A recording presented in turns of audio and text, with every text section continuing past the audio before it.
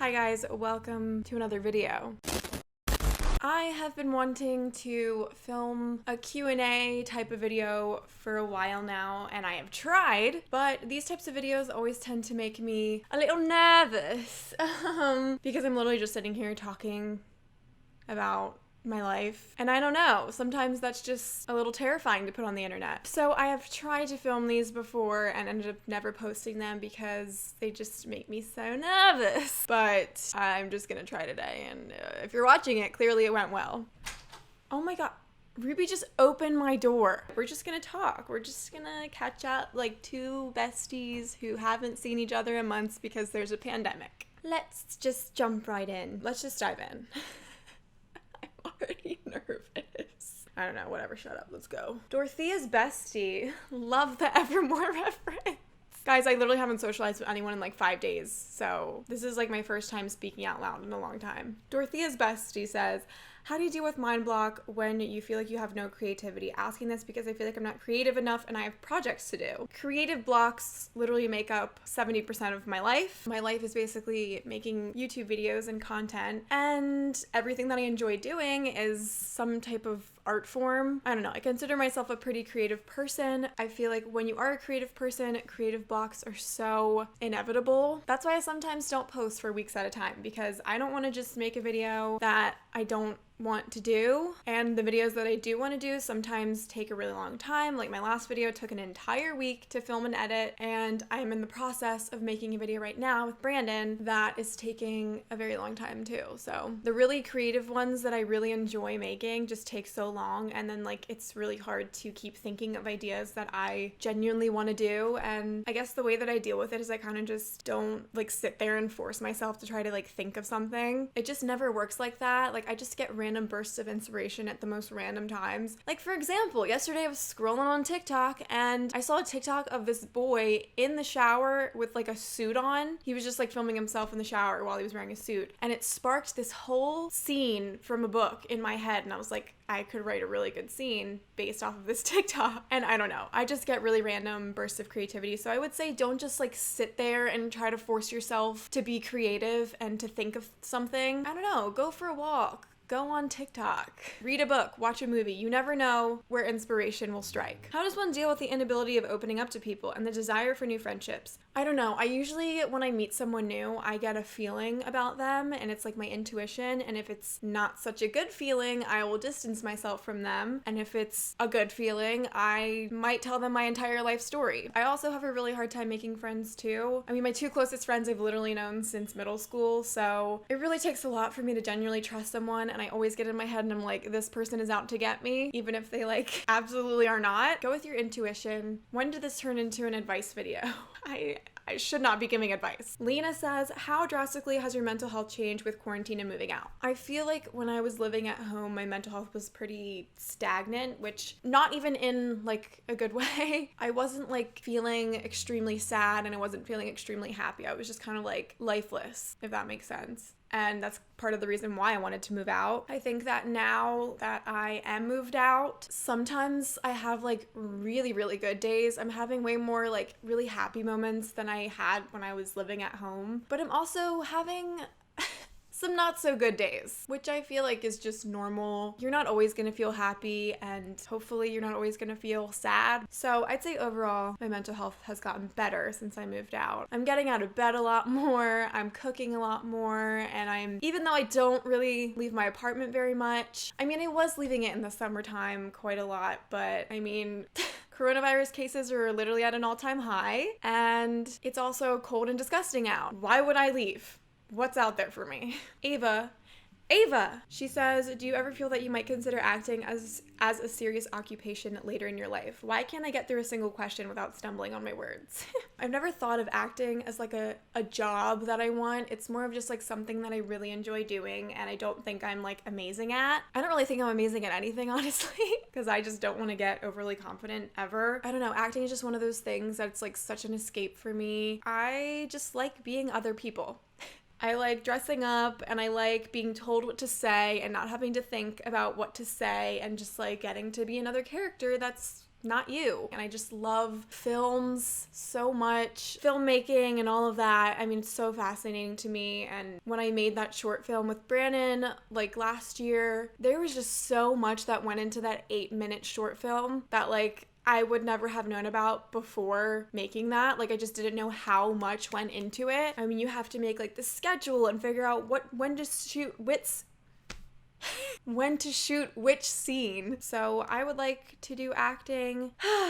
That is probably my biggest dream in life. So if you're a casting director watching this, go watch my last video. It's basically my portfolio, my reel. I had to throw this one in because it made me laugh and I just kind of wanted to answer it. I don't know if it's too personal, so sorry in advance, but do you actually despise men or do you just joke around? If so, why? I'm only asking because you say that in many things.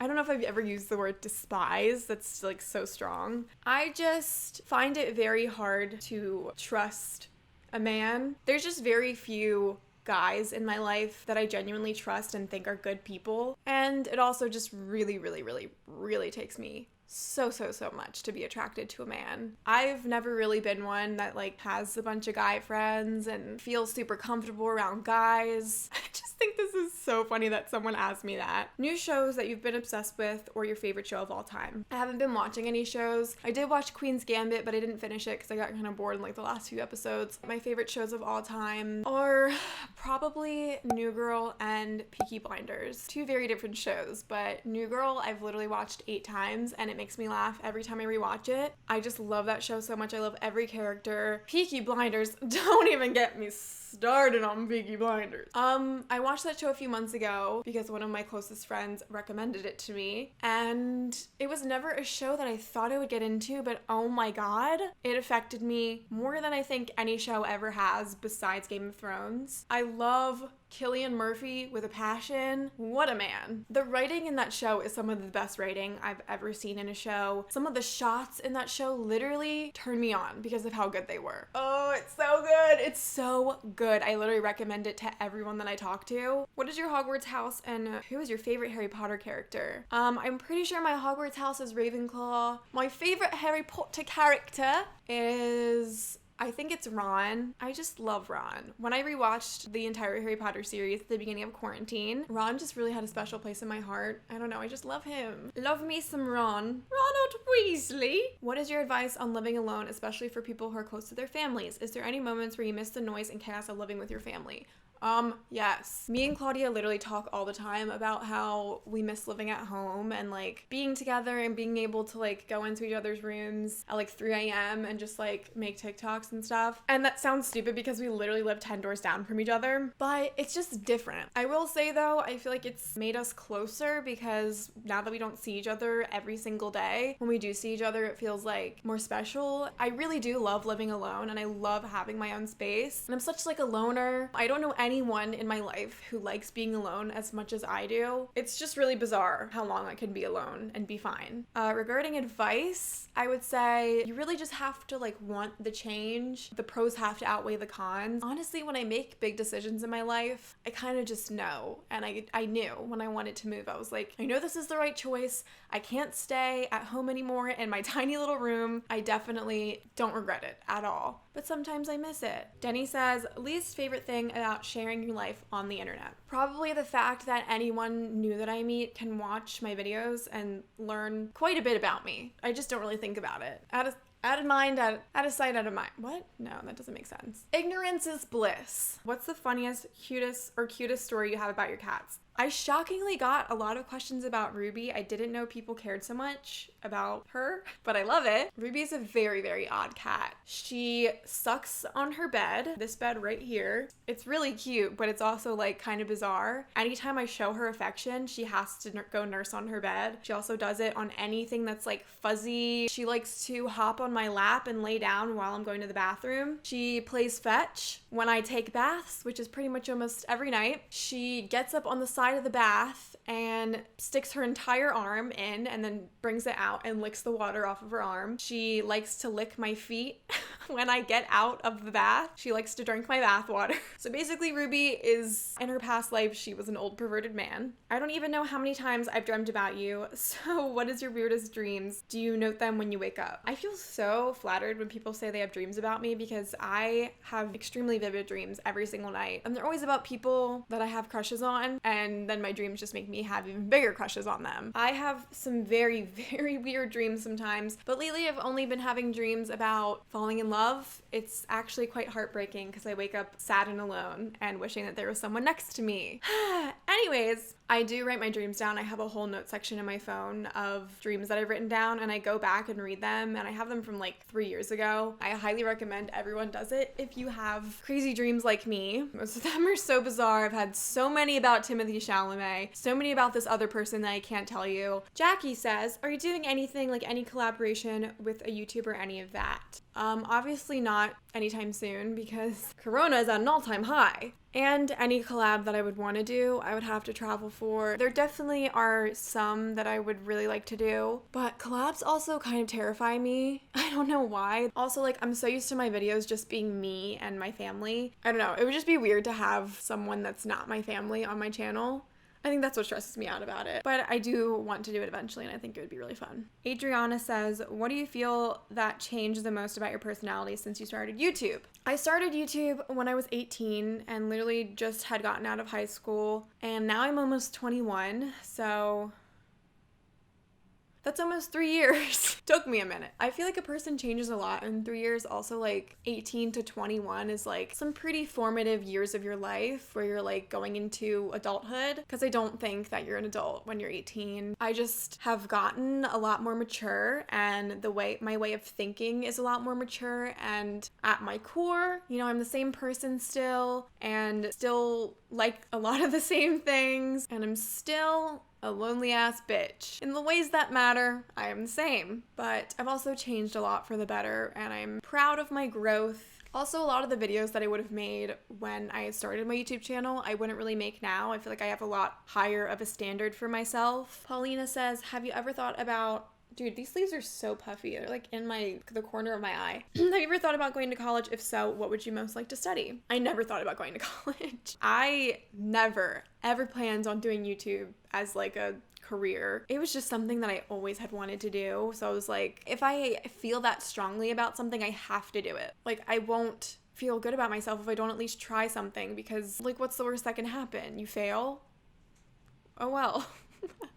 My senior year of high school, I didn't even apply to colleges. I wasn't even looking at colleges. I just wanted to graduate high school and get out of high school and not do any schoolwork. And I really hate when people like try to make me feel bad for not going to college, because college is great if that's what you want to do. But I never did. I'm just not a college person. Like, I would not have thrived in that environment, and I know that. Romantic books you've read, and it's the only thing you've thought about for a straight week. I don't know if I've ever said it in a video, but I've said it so many times on social media that my favorite book series is the Cruel Prince series by Holly Black. That was the first fantasy book I ever read, and I just loved it so much. I love how it's fantasy, but it's also contemporary. Just find it really interesting because most fantasy books are based in like the fucking 1700s, which I love, but it's just like a nice change of pace. I love anything that's hate to love. We all know this. I also just recently read a really good one that I loved that was like a very loose retelling of Beauty and the Beast.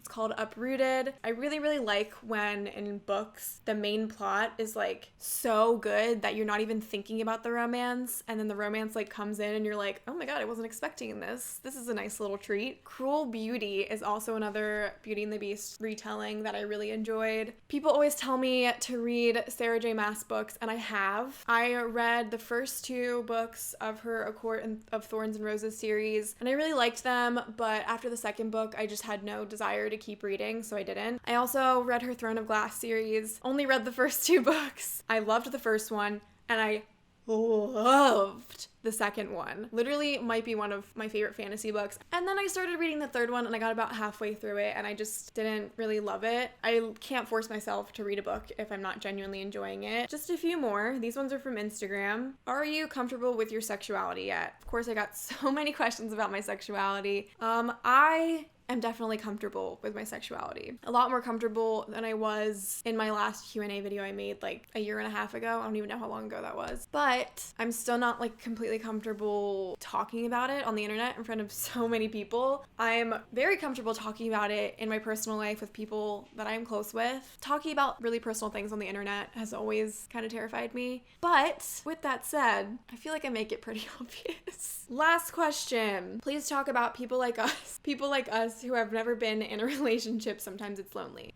It's always lonely. I think the hardest part of never having been in a relationship for me is like the feeling of like I'm missing out. But at the same time, I don't ever want to like settle for someone. I literally don't ever want to spend time with someone that I don't genuinely want to spend time with. Like, I'm so over that. I feel like I did that in high school and I just don't want to do that. I feel like why waste your life hanging out with people that don't really make you happy and you don't really want to be around? That's why I don't ever know if I could like go on dates. Ugh, I don't want to do that. Even with friends, like I'm so picky about people that I want to be friends with because it just like, it seems like such a waste to me to just have friends that you're not like 100% compatible with. I don't know. That's just me. I don't think there's anything at all wrong with being alone. I think it gives you a lot of time and space to really learn so much about yourself and figure out who you are as a person and handle your own problems. I'm definitely at that point where I feel like I could be ready for a relationship. I don't know. I'm just at that point in my life where I'm like, somebody come on. What? I don't know. I would say don't rush it and don't force it and never settle. I think that's about it. I hope you guys liked this. I don't know. I'm always worried that videos like this are just so boring and no one cares about what I have to say ever in any situation. But we're trying to overcome that. I love you guys. Thank you for watching and I'll see you in my next video. It's gonna be a good one. Bye.